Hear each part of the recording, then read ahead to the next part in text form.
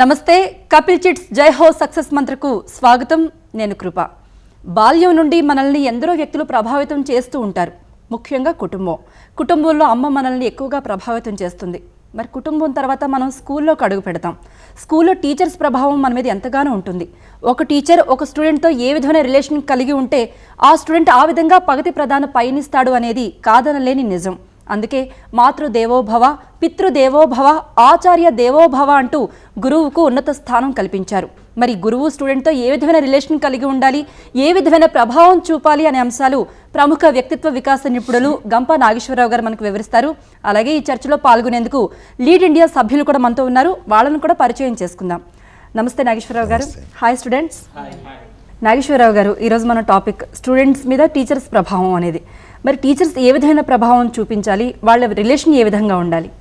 అజ్ఞానం అనే అంధకారంలో నుంచి విజ్ఞానం అనే వెలుగు చూపించేవాడే టీచర్. ఉపాధ్యాయుడు, గురువు, ఆచార్యుడు. ఆచార్యుడు అంటే ఆచరించేవాడే ఆచార్యుడు. ఒకప్పుడు గురుకులం నుంచి నేటి కార్పొరేట్ స్కూల్స్ వరకు మనం ఒకసారి తీసుకుంటూ వస్తే ఈ ప్రపంచాన్ని ఒక నిజమైన ఒక చక్కని దారి తీసుకొచ్చింది. ఈ మార్పుకు నాంది పలికింది.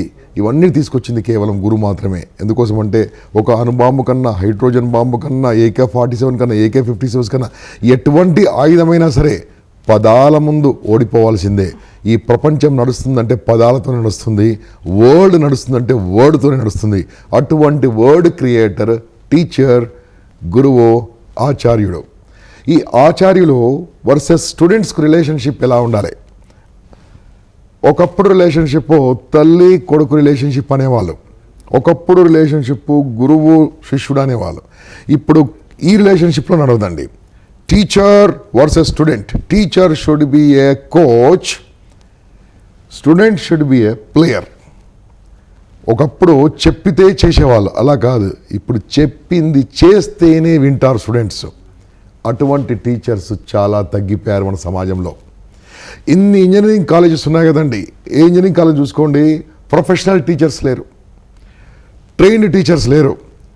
అదే స్కూల్ వరకు BEd, MEd చేసిన వాళ్ళు టీచింగ్ చేస్తారు.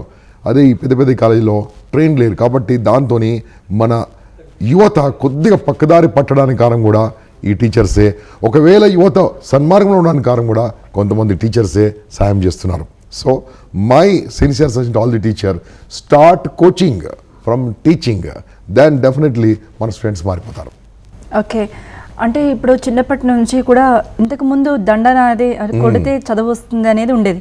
కానీ ఈ రోజుల్లో స్టూడెంట్స్ యొక్క వైఖరి మారింది. అంటే టెక్నాలజీతో పాటు మనస్తత్వాలు కూడా మారాయి. ఈ నేపథ్యంలో ప్రస్తుతం గురువు అనేవాడు ఏ విధంగా ఉండాలి? కోచ్ ఏం చేస్తాడమ్మా?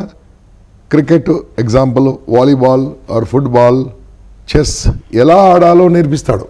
నేర్పించి ఆడకుంటే దాన్ని ఇస్తాడు. ఈ టీచర్స్ కూడా మనకు కావాల్సిన టీచర్స్ ఎలా ఉండాలంటే ఎలా ఉండాలో వాళ్ళు చెప్పాలి. కొంతమంది టీచర్సే సిగరెట్ తాగుతుంటారు, కొంతమంది టీచర్సే సరిగ్గా షేవింగ్ చేసుకుంటారు, కొంతమంది టీచర్సే సరిగ్గా చెప్పులు వేసుకుంటారు, కొంతమంది టీచర్సే సరిగ్గా డ్రెస్ లేకుండా, కొంతమంది టీచర్స్, మా అమ్మాయి ఒక కార్పొరేట్ కాలేజ్ అవుతుంటుంది, టీషర్ట్లు వేసుకొని వస్తుంటారు వాళ్ళు టీచర్సే. అసహ్యమైన లాంగ్వేజ్ మాట్లాడుతూ ఉంటారు. దే డోంట్ యూజ్ ఇంగ్లీష్ మీడియంలో ఇంగ్లీష్ మాట్లాడరు. అప్పుడు పిల్లలు ఆటోమేటిక్ పక్కదారిపోతూ ఉంటారు. Teachers they should be role model. Okay sir, మనతో పాటు లీడ్ ఇండియా సభ్యులు కూడా ఉన్నారు. వాళ్ళ డౌట్స్ ఏంటి అడుగుదాం. ఫస్ట్ మీరు మాట్లాడండి, మీ డౌట్ ఏంటి? చాలామంది టీచర్స్ ఎంకరేజ్ చేయడం వల్లనే ఇప్పుడు మంచి పొజిషన్లో ఉంటారు స్టూడెంట్స్. మరి వాళ్ళు ఎందుకు ప్రోత్సహించలేకపోతున్నారు? అంటే ఇంతకుముందు మన గురు శిష్య బంధం తీసుకొని ఉంటే వాళ్ళు నేర్పించినంత శిష్యుడు నేర్చుకునేవాడు అనమాట. కానీ ఇప్పుడు టీచర్స్కి రెస్పెక్ట్ ఇవ్వడం తగ్గిపోయింది. అది వాళ్ళు ప్రోత్సహించడం కూడా తగ్గిపోయింది అని నేను అనుకుంటున్నాను. అంటే వాళ్ళ ఫ్యామిలీ ప్రాబ్లమ్స్ కారణం అంటారా, లేకపోతే వాళ్ళ శాలరీస్ తక్కువ అంటారా? ఇది గవర్నమెంట్ ఉంది, ప్రైవేట్ ఉంది. ప్రైవేట్ స్కూళ్ళల్లో శాలరీస్ సరిగా ఉండవు. గవర్నమెంట్ స్కూళ్ళల్లో శాలరీస్ బాగానే ఉన్నవి. కానీ ఏ టీచర్ కూడా వాళ్ళ పిల్లలను గవర్నమెంట్ స్కూల్లో చదివించట్లేదు. దానికి కారణం ఏంది? అక్కడ సిస్టమ్ అలా ఉంది. ఇప్పుడు మనం ఏం చేయాలంటే వీ షుడ్ రిక్వెస్ట్ గవర్నమెంట్, మీ పిల్లల్ని కంపల్సరీ మీ స్కూల్లో జరిపియాలి. అప్పుడు కానీ ఇది మారదు. అయితే ఏమవుతుందంటే వీళ్ళకు ఈ సిస్టంలో అప్డేషన్ లేదు. అప్డేషన్ కావాలి. ఏదైనా అప్డేషన్ కాకుంటే అవుట్డేషన్ అవుతుంది, అప్డేట్ కాకుంటే అవుట్డేట్ అయిపోతుంది. కొంతమంది స్టూడెంట్స్ చూస్తే ఒక్కొక్క సబ్జెక్ట్ అంటే భయపడుతూ ఉంటారు. ఆ సబ్జెక్ట్ భయపడటానికి కారణం టీచర్ చెప్పే విధానం అంటారా, లేకపోతే స్టూడెంట్కి ఇంట్రెస్ట్ లేకపోవడం అంటారా? నా ఓన్ ఎగ్జాంపుల్ చెప్తానండి. నేను 8th 9th చదువుతున్నప్పుడు మ్యాథ్స్ నాకు చాలా వీక్ ఉండేవాడిని 8th. ఓకే. మోహన్ రెడ్డి గారని టీచర్ అండి, చాలా గొప్ప టీచర్ అండి, ఈ రీసెంట్లీ ఎమ్మెల్సీ చేశారు. వారు మా టీచర్ ఉండేవారండి. నాకు మ్యాథ్స్ని ఎలా చెప్పేశారంటే నా జీవితం లోపల మ్యాథ్స్ అంటే భయం లేకుండా చేసేసారండి.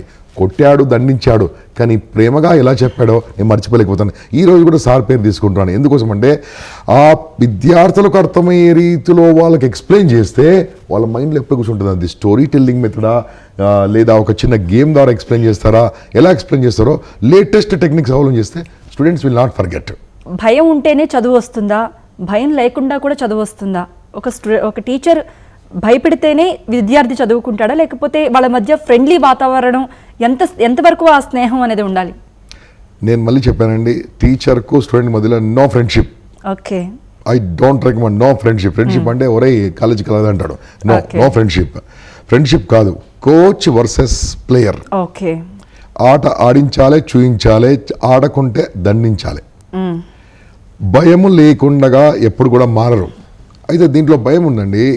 10th వరకు ఓకే, భయం పెట్టచ్చు. 10th తర్వాత నువ్వు కొడతా అంటే కేర్ చేయరు. కాబట్టి ఆ టైంలో ఏ టైంలో భయపెట్టాలో ఆ టైంలో భయపెట్టాలి. ఆ భయపడడం వల్ల విద్యార్థికే లాభం, కాబట్టి అప్పుడు పేరెంట్స్ కూడా సపోర్ట్ చేస్తూ ఉంటారు. సో ఐ రికమెండ్ బిఫోర్ ఈ 10th class 8th class 9th class భయపెట్టించాలి. నువ్వు క్లాస్కి రాకుండా ఇలా బయటకు పంపిస్తాను, కానీ దండించొద్దు. కొడితే ఎవరు మారరు. వాడు అనుకుంటాడు నేను చదవకుంటే సారు 2 కొడతాడు అంతే. ఈ అబ్బాయి కూడా ప్రిపేర్ అయిపోతాడు. So I don't recommend that.